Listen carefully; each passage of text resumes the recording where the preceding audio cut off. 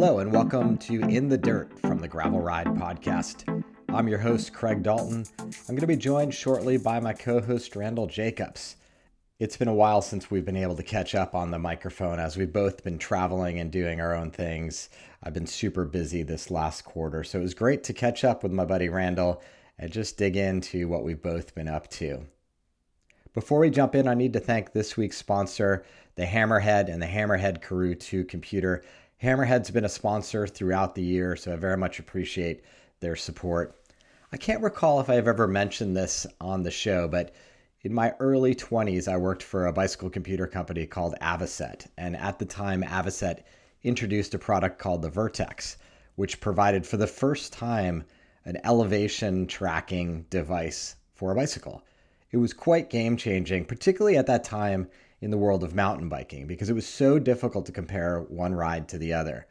I still to this day find vertical feet climbed or the vertical feet of a particular course or an event that I'm riding to be the most important fact that I need to have in my head in terms of preparing. So if you're going out to a race or an event that has 8,000 feet of climbing, I know I need to put in the work across my training schedule. I find myself often thinking back to that as I enjoy the Hammerhead Karoo 2. I really very much enjoy the climber feature, as anytime I update a course, or even now it's got the maps added in there in real time, I can see when I approach a climb exactly what is ahead of me, how long the climb's going to be in terms of miles, but most importantly, how much elevation am I gaining. It comes into play in a number of different ways. One, I know if it's a longer climb, I need to settle in, I need to climb patiently and just stay within myself. Or in the case of my recent experience at Big Sugar Gravel, as I was seeing that these climbs were shorter in nature, I knew exactly sort of how many candles I could burn as I was attacking them. Attacking them being a generous term for any of my performance in any event I do these days. Anyway, it was super valuable to know what kind of vert was in front of me. And that climber feature has just always been something I've taken to. The other big thing that I really enjoy has been the navigation features. I mean, it is something that the Karoo 2 has always offered in spades above and beyond anything else out there in the marketplace. Based on an Android operating system, it kind of has the same kind of mapping capabilities that you see on your phone. So very visual, very easy to see trails and roads and where they lead to, pinch and zoom, and everything you'd expect from a phone, you get there right there on the screen. It also has a super cool feature I've mentioned before, which is sort of a find my way home feature.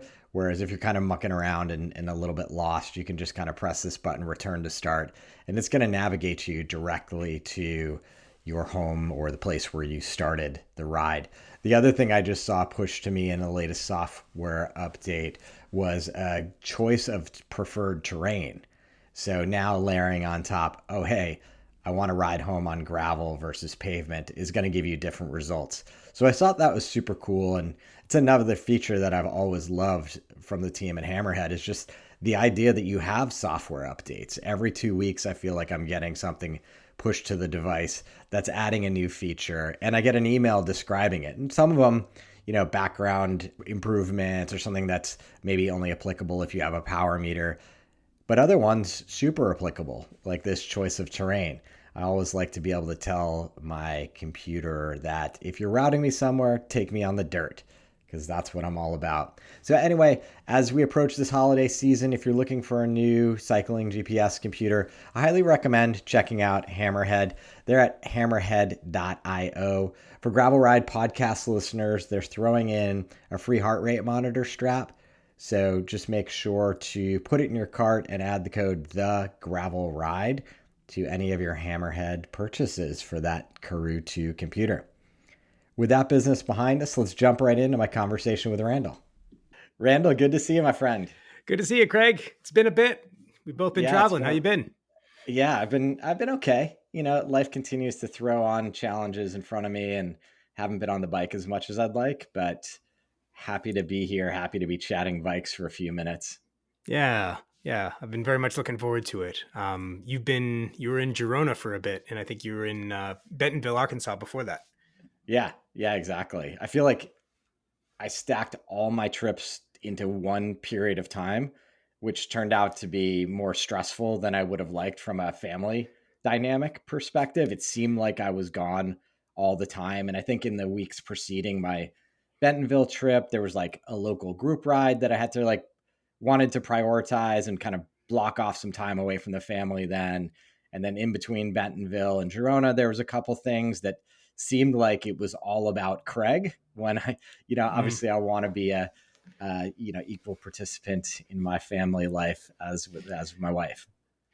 Yeah, I can. I don't have the same family obligations, for better or for worse, uh, but can definitely relate to packing all of one's travels all in one go and having that be, while effective, uh, requiring some recovery. I was on the road for 3.5 weeks in my case, and never Yeah, stayed in the same place for more than a couple of days.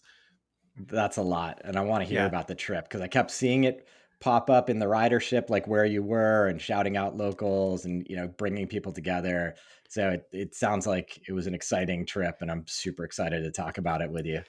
yeah. Well, let's hear about Bentonville first, because that's a place that I've explored a little bit, but really want to spend some more time in. You were there for what? Big Sugar? I was there for Big Sugar and I was able to go down there. I actually went for the People for Bikes conference. So as some people know, I do spend some time with a nonprofit called bikeindex.org, a little plug for everybody out there. It's a bicycle registry and stolen bike recovery platform. People for Bikes is sort of the biggest nonprofit advocacy organization in the industry by my likes.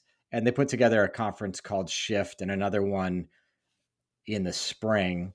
But Shift was in Bentonville, and I saw the opportunity. Hey, if I'm already getting to Bentonville, I should go to that conference on behalf of Bike Index.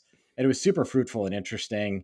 A lot of interesting topics. There was a big thread around diversity and inclusion, which is an important topic in the cycling industry, and an additional thread about sustainability and climate, which again important across all industries if we want to keep doing what we're doing out there in the world. So that was Sure. like a really valuable add-on 2 days to that trip. I'm kind of curious, because actually I didn't realize that you had gone to that conference. I'm curious to hear a little bit more about the topics and the angles and so on in that experience. Yeah, yeah. I'd probably have to bring up the agenda to kind of give you a couple months out now. My brain is a little foggy, but on the sustainability front, it was great. They had an expert who had written a book about bringing sustainability into the cycling industry, and I can Hmm. share that in the show notes, and I'll certainly share it with you personally. Um, we went through an exercise of like, how would you reinvent your business with a sustainability angle? How do you think about bicycle ownership differently? Mm. How do you think about supply chains differently? And what are the net effects, both positive and negative, to either your price point or your customer relationship? And I've thought it was pretty interesting. I was in a group with the Bike Flights team. So Bike Flights provides a service to ship bikes from one place to another. And they have these cardboard boxes. You can use either like one of your own, or you can actually buy a box from them, which is ideally reusable, Hmm. but it's only reusable to a certain extent. So we were Yeah. just sort of riffing on, well, how could you extend the reusability of that? How could you use different materials for that with achieving the same result of getting your bike from point A to point B safely without damage? I'd be curious if you, I'd be curious to read the report and pull out, one or a couple of the experts potentially to bring on, because it's something that we're thinking about as well. And so, we take the opportunity for us to learn while at the same time sharing what's going on with the listenership. That's a great idea. Yeah. I can definitely connect you with the author of that book. The other interesting thing we were riffing about, and as we're both wearing our logos caps today, um, I was talking with another wheel manufacturer and we were talking about, okay, you deliver the wheels in a box. What could that box be used for down the line? Like, is there anything in the garage that it could be converted to, that you have like, sort of Lego style instructions of like, cut your box in this way. And all of a sudden you can, have a wheel stand, for example. If you can imagine, if you cut holes in the box, you might be able Ooh. to like drop the wheels in, and that would be a cool way to display your extra set of wheels. That's actually brilliant in that we'll talk about this in a moment, but we're in the process of building out our dealer network, our shop network. That was the main purpose of this recent trip. And one of the things that kept coming up was like, how do I display this in a really attractive way in my shop? And so that would be a really great development exercise where it's like the box that it comes in gets, has some perforations and Yeah. you cut it and you fold it and all of a sudden it is this really interesting display stand with a story. I like Yeah. that a lot. I'm gonna steal that. Good. I look forward to seeing that. So that was super interesting. I always, whenever I've done business development in my career for ages, and conferences are sort of the bane of my existence because you have to go to them and you think you're going to meet so and so, but you never necessarily do. But it's important to show up because you do make these random connections that always yield value. So I It's feel the like a couple of thing. those were made. Yeah, it's the thing that I one of the things I mourn most about COVID is, you know, I'm one of these people who loves going to trade shows. So like I used to go, I still go to Sea Otter every year. Haven't been to Asia in years. Some folks who are listening will know that I lived in Asia a number of years, mostly in China, and I'm a Mandarin speaker and like was doing some, sourcing and product development work for various companies, both in and out of bike. And it's a big part of me, and those relationships are not just great professional relationships where interesting ideas emerge out of, but also people I really care about, people whose families I know, and people I've stayed with. And so, yeah, that's something that I'm really looking forward to in 2023 is attending more of those conferences and trade events and things like that. Yeah, Uh, yeah, yeah. It's definitely, I mean, it's so critical, I think, when you've sort of broken bread with someone and then do business with them, you're just so much more likely to be successful in that relationship. well, you start to understand people at a different level when, say, you're with the owner of this very large factory and you're trying to understand each other and you do so over a cheap bowl of noodles at his favorite noodle shop down the street from the factory. And you just, or you have dinner with him and his wife and kids, or her and her, family or what have you, which is the sort of thing that used to happen all the time pre-COVID. And hopefully Taiwan is open, and so Taipei will be in person this year, it looks like, in March. China is still closed effectively, unless you want to quarantine and risk being stuck there for Yeah. months on But end. but showing some signs. I was just listening to an economist this morning showing some signs of easing their zero COVID policy, which is interesting.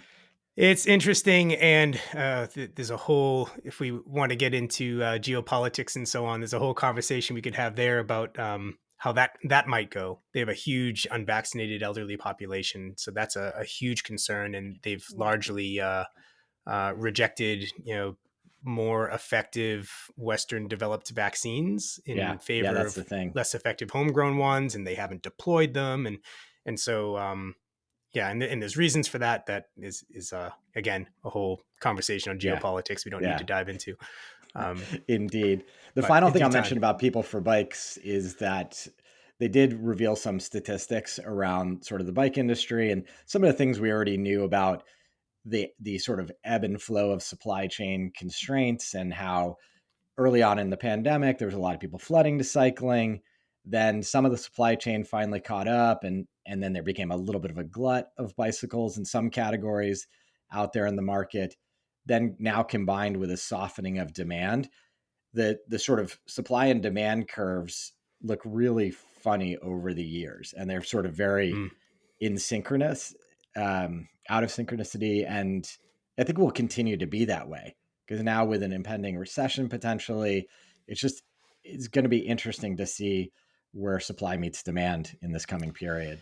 Yeah, and we also are in the lull of the season because when people talk about the bike industry, oftentimes they're talking about the upper end. And when I say upper end, I mean anything that's not a department store bike. So like anything you'd buy at a bike shop. So like a bike that's has a minimum level of spec, at least maybe $400 and above.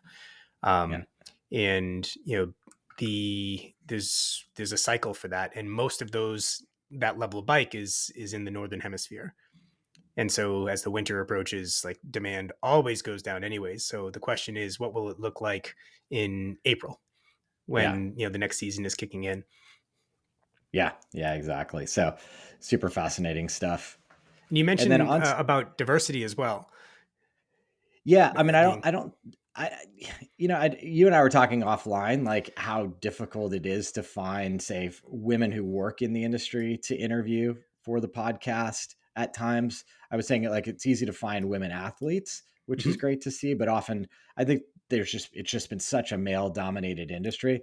So there's certainly discussion around gender inclusion, but more kind of race and ethnicity inclusion. We mhm, had the founder of Legion Bicycle, Justin Williams, just talking about, just showing younger athletes, younger Black athletes, that there is a world where they're included in the mhm. space. He's got an interesting vision around, rebuilding city-based criterium racing and creating a league and providing ownership to the riders, which I think is fascinating. There's a lot of stuff going on. It just, it's always depressing how long these initiatives take to really show some impact. It does take a long time to get a critical mass of people who say, look like me, whatever your me looks like. Yeah. So yeah, that makes sense. And for anyone listening, hearing us talk about how it can be difficult to find, women or minority, uh, well, uh, yeah, people of color to represent the industry to bring on the pod. If you have ideas, please reach out and let us know. You can let us know in the Ridership, in the Gravel Ride Podcast channel, or drop us an email. There's an email set up for the pod, I recall. There's not. There might There's have not. been. Okay. Well, anyways, You reach know out where to to Craig. find us. Yeah, you know how to find us. Find Craig or I, because Yeah. always looking for people to have interesting conversations with, and we definitely have a few in the queue. All right, so Bentonville, and then how about the event itself? Yeah. So great event. I mean, I really enjoyed it. Not my, it was the terrain. I did the Little Sugar event at Big Sugar. Big Sugar Gravel is the final of the Lifetime Grand Prix series for the year, but it's also been running, I think, this might have been the third year this thing actually went off.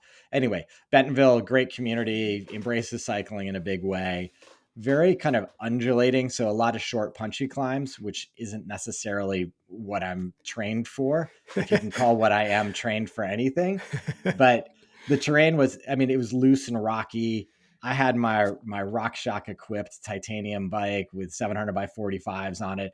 I felt super confident, and it showed. Anytime it went downhill on the course, I was rifling by people. I also have a dropper post. I was looking, people were looking incredibly nervous as I was just absolutely flying by them. And I was talking to a friend after the fact, and I mentioned like I felt like I was racing, which felt good. I like honestly, I Mm. haven't felt like I was racing in a long time. And it wasn't intentional. I didn't go in with a lot of fitness, but by happenstance, it was a road rollout. So we were on pavement, and there was Molly Cameron, who's a transgender athlete, a friend of mine, was out in sort of the front of the pack, and there was a few quick step pros from Europe over there, and I was just kind of curious to kind of be around them, and I wanted to say hi to Molly. So I am fairly comfortable riding in packs, and I got to the front, and I front-ish, I would say, like top 20% of riders, and I started to realize that I knew there was a heavy choke point not like 8 miles in, where it had to go, everybody had to go down to sort of almost a single track. And it was a gully that was going to give people some trepidation. And so I found myself in the top 20% there. And I can only imagine the carnage that happened behind me Yeah. because Randall, I finished 40th or something out of 400. And I rode hard to my ability. I was fortunate. It was super windy. I was fortunate that like I was always riding with at least one other person, and occasionally we'd balloon up to 10 people or whatever. But I was riding hard over every hill. I certainly was riding the descents hard to catch back on when I was getting dropped. But I just wasn't getting passed by people, and it started to dawn on me that some carnage happened back there because no one was catching me this entire day. That's I've actually used the course profiles like that to my advantage in my racing days. It's like, okay, here's a course that starts on a big climb, and at the top of the climb goes into a tight single track where no one can pass. I'm going to be at the top of the climb first, and then I'm going to, hopefully someone behind me is a lousy technical rider. Yeah, it's almost Yeah. the only thing that mattered, Yeah. Yeah. Oh, good for I you. mean, there was Nonetheless, like, it's yeah, takes something to be in the front for that long anyways. So bravo. yeah. So it was fun. Like I just like I felt good about myself on the bike, and it was, granted, it was the shorter course or whatever, but it was fun, and it just sort of reminded me that getting out there and having sort of just the encouragement of event day to go a little harder, go a little deeper is just something I enjoy. It's a very different experience, like psychologically being in an event, or even being, as I experienced in Boulder in particular on a spirited group ride, and just having to hold on, right? Knowing like, oh, it's not only that you want to finish the overall event in a good time and be towards the front, but if you get dropped, you're going to be out in the wind on your own. And so you're just like holding on to that wheel for dear life, knowing that as hard as that is, it's going to be that much worse the moment a gap opens up A and you're just hundred, doing half the speed on your own. 100%. Yeah. That went through my mind constantly Yeah. in Bentonville. I was just like, it doesn't matter. Bury yourself, because if you fall off this wheel, That's it. it's going to be, It's you're going to going to be a be out lousy there a day. lot longer. Um, I love it. I love it. So is it, in some, I know we have a short amount of time and ground to cover, but I really liked Bentonville. I really liked the Big Sugar Gravel event. I definitely recommend it. If you're a mountain biker, there's so much terrain down there to yeah. ride. One real just funny anecdote to talk about, like Bentonville as a cycling community. I was staying at a hotel a couple miles kind of away from downtown. And as I was riding back, and this happened 2 or 3 times, I would come to a crosswalk on a bike path and there'd be a car in the way, not doing anything malicious, just kind of peeking out, trying to make their turn. And the car would back up. And I was just like shocked, like of the courtesy towards bicyclists. Did they honk at you? Did they throw anything? There was no gestures, maybe even just like a friendly gesture, like, "Oh, I'm sorry, I was Yeah. in your way." Yeah, it's I've visited Bentonville. I have some friends who moved down that way, in part in no small part for the reason that you're citing there. The infrastructure there is incredible. There's a lot of Walton money, so a lot of Walmart money, Yeah. because that's their headquarters. That's gone into, I mean, some of the, like, I've seen bridges that go over, small little gaps that you could just ride down, ride up the other side, and like these ornate, wrought iron bridges that are done, by a local artist. There's real architecture in there, and Yeah. this is just a lot of investment in that scene, and it shows. And it's pretty cool that you're starting to see some big events down there. Did you bump Yeah. into Ben Delaney perchance, or? Um, no, I didn't. I think I Okay. might have saw him down there, but I didn't speak to him. I ran into a bunch of other journalists along Oh, the way, okay. though. Uh, I saw him in Boulder. He has the Ride with Ben Delaney YouTube channel, so I know that he had done Yeah, a video from there. So curious if you cross yeah, paths. yeah, Um, exactly. And then, not a few weeks later, I found myself finally going to Girona in Spain. Tell me about it. Yeah, That's a place that keeps coming up in conversation. yeah, I mean, gosh, it was 2 years in the making. I've been talking to Trek Travel about joining their Girona gravel bike tour, Mhm. 5 day trip out of Girona. Finally, due to COVID delays, it finally happened. I had a couple of buddies from the Bay Area join me. We were a group of 6. We had 2 great guides, Mickey and Rafa. Mickey was a local, so he kind of knew all the little goat paths and different ways. In fact, we were able to use Trek bicycles for the entire trip, and we had a GPS from Garmin that had all the routes on it. But oftentimes when we were going out of town, if Mickey was leading us, he would just take us through the little goat path and the little trails, which were a heck of a lot of fun. Girona appears to have gravel in every direction and a Mhm. lot of different style gravels. They set us up on these Trek Demanes with a 35C tire. So, very small tire and very kind of road plusy setup Yeah. from compared to what you and I normally ride. But the bikes were very capable and a ton of fun for the type of gravel we were experiencing. We did a few rides out to the Mediterranean coast, which was amazing, but then got into some technical stuff. And what I really enjoyed about the trip was that there was a little bit of everything. It was clear the way they designed the days that they could sort of test people's appetite and their mettle and their experience for, the days that would come as they did get progressively more technical. Hmm. I would imagine it's challenging if they have a more eclectic group of people who don't Yeah. know each other, and you really. I wonder if they do some pre-screening before they put people on a ride together to make sure that the abilities are roughly equal. Because when they vary widely, you end up going at the pace of whomever the slowest rider is, which is fine for Yeah. a certain type of riding. But Yeah. Yeah. No, I did acknowledge that. And I spoke to the guides a little bit about that. And we did feel fortunate that although we did have some varying ability levels in the group, a couple of the riders decided to stop at lunch one day and get in the van, or opted to do tourist things one day and not actually ride. So it did feel very much like the pace was dictated by myself and my close friends mm, more than anything else, nice, which was very nice. nice. I think on one day we had a guide all to ourselves. So it was just like ripping around Spain and doing what we do. And they were very gracious about, like, if we didn't have enough riding in any given day, we would just go out and ride more, and our guide would give us an additional route. So I think on two occasions we set out in the afternoon after coming back from our group ride. So, am I right in saying that the terrain was like a lot of hard pack, relatively smooth, given the equipment that you were on?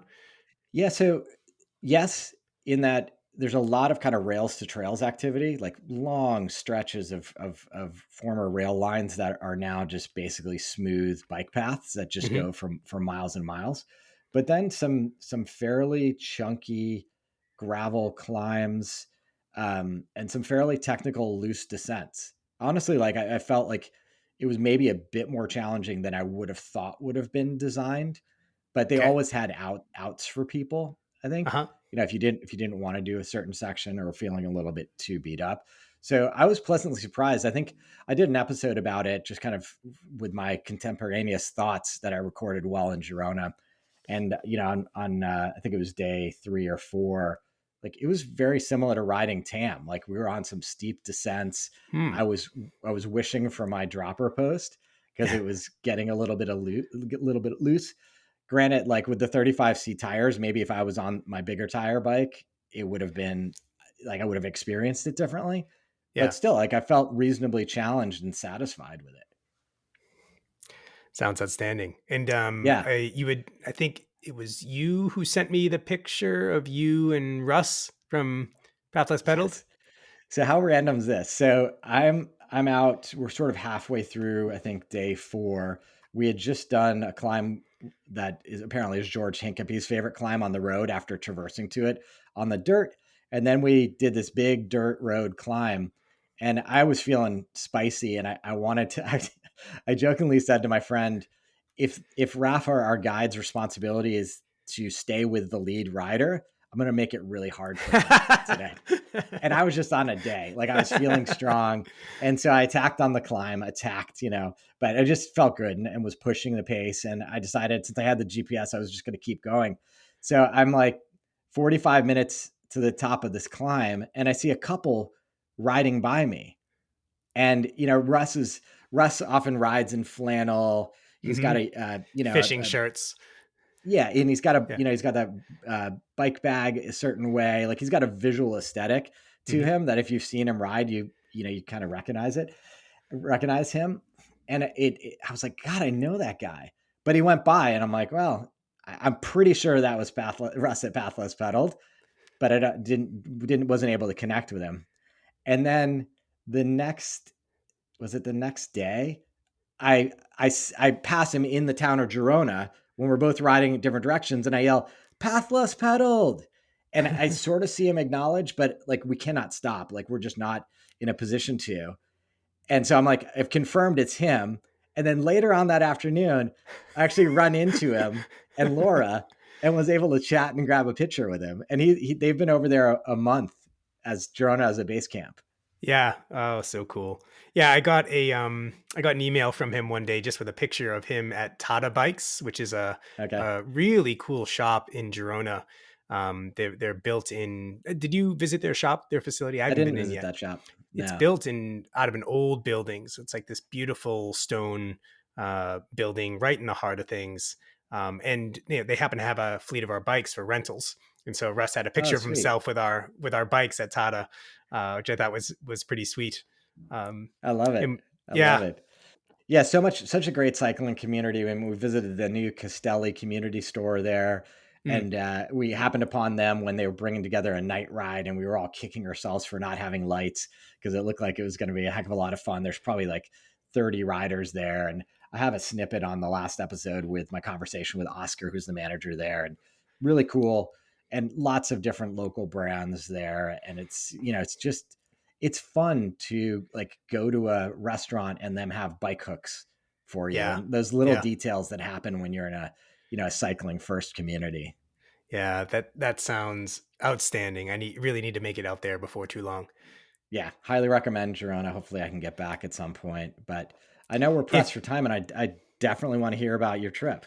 Sure. So 3.5 weeks on the road. Started in Boston, where I'm now based, and was in Austin, Texas, Denver, and Boulder, then in Reno, and then stopped in Sacramento en route to the Bay Area. Again, seldom staying in the same place for more than a couple of days.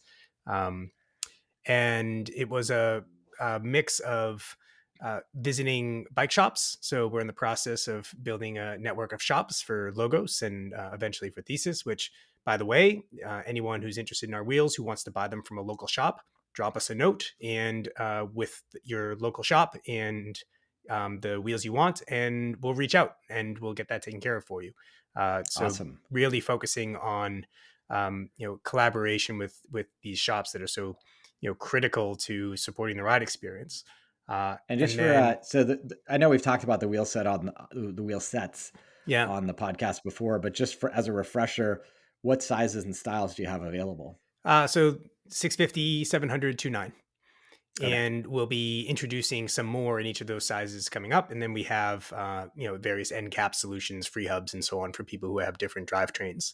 And we have a very particular philosophy, which, if you're interested, we did do you and I an episode on what makes a great wheel set, where we go deep into the weeds there. You can find that a few episodes back. Nice. Yeah.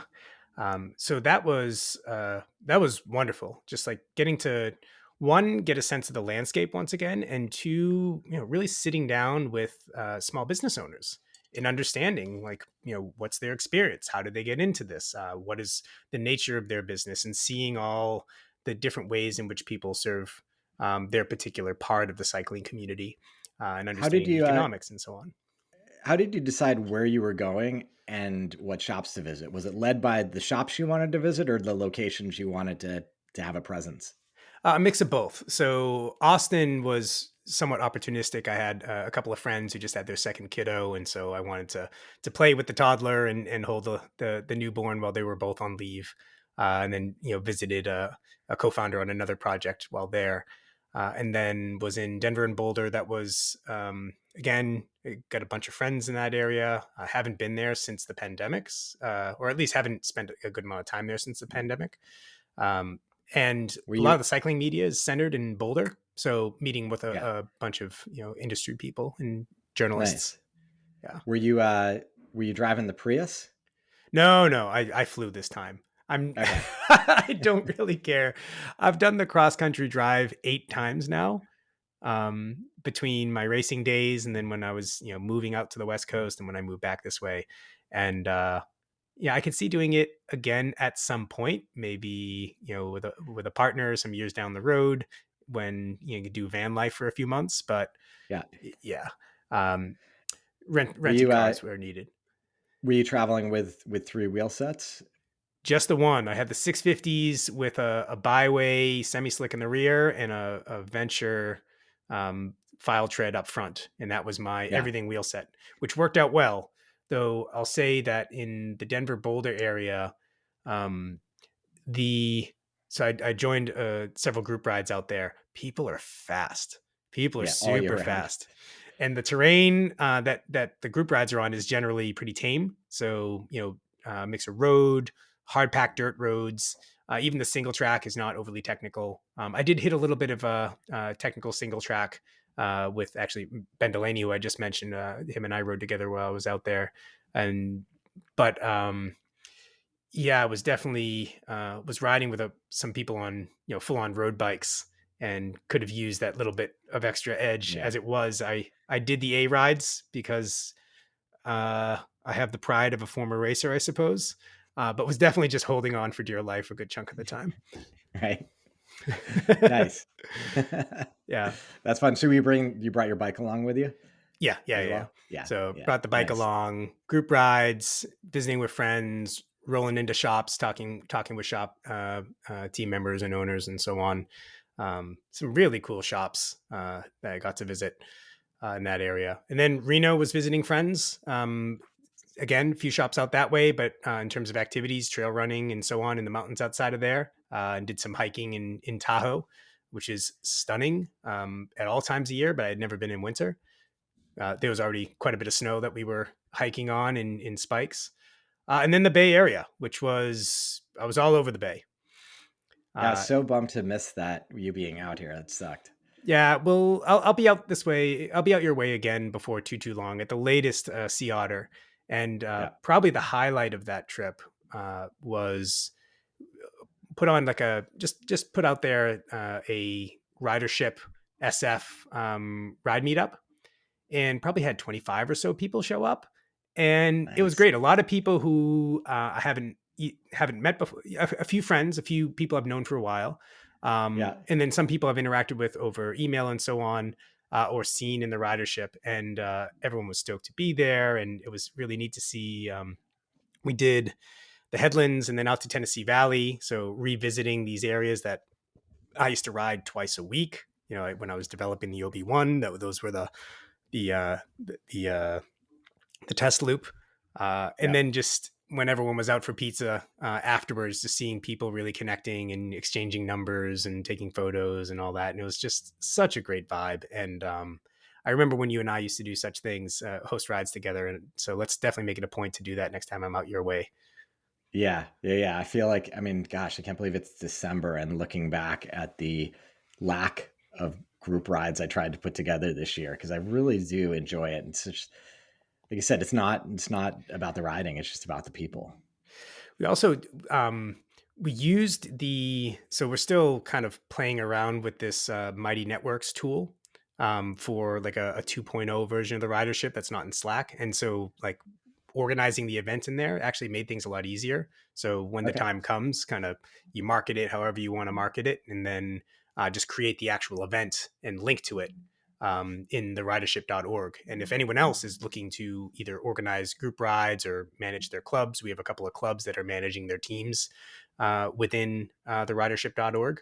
If you have any questions on it, just drop us a note in the current ridership. But that actually proved really effective.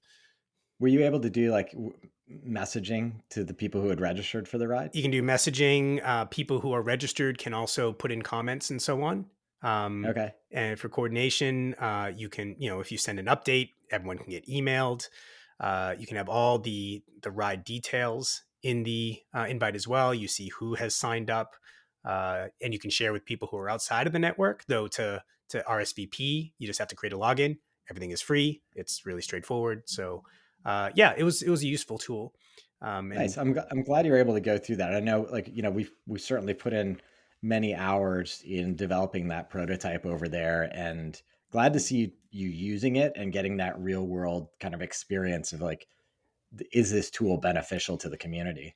yeah, it's the sort of thing where I think the events are the most obvious application where anyone can start using it immediately. And again, for club membership, of which events is a critical component, it's great for that. And again, free. Just get your people in there.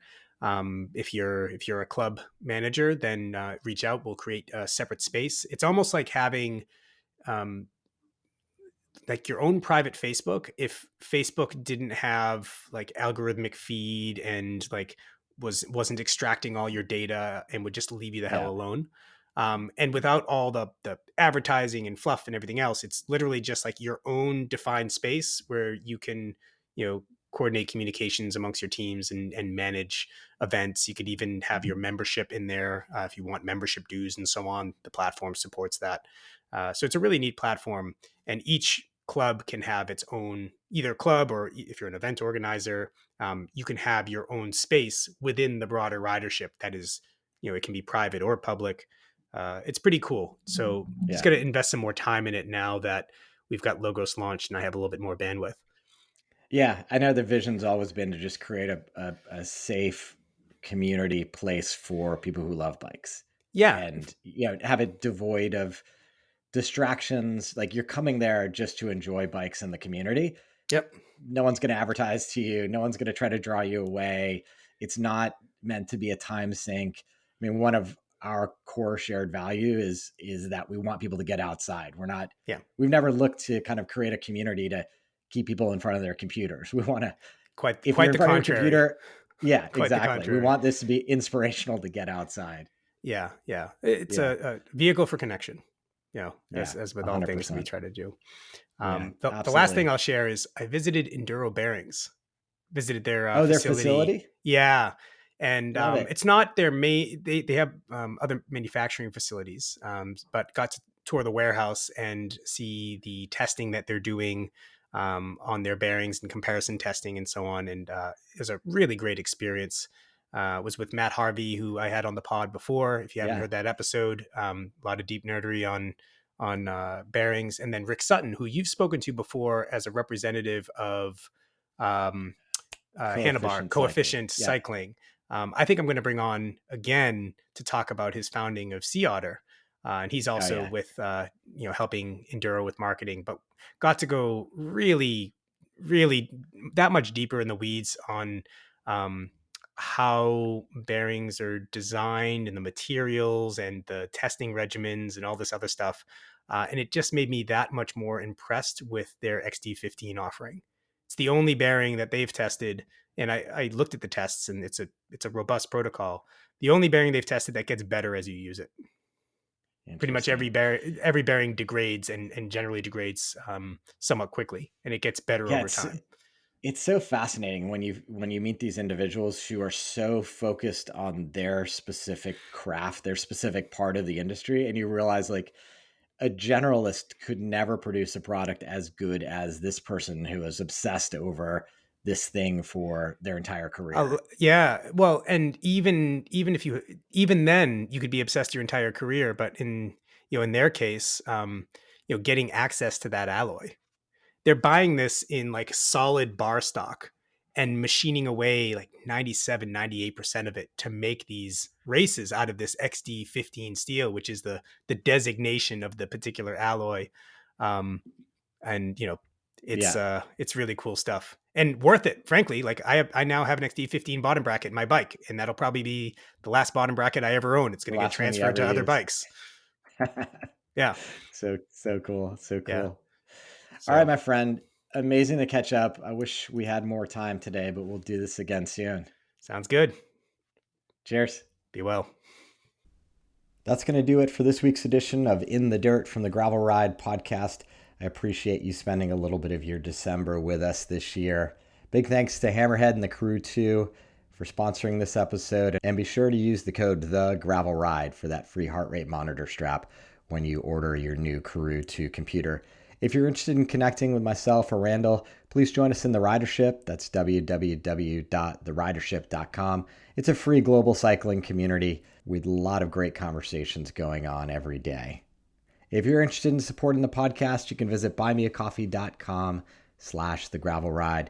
All your support is greatly appreciated. And if you have a moment, ratings and reviews are hugely appreciated. Until next time, here's to finding some dirt under your wheels.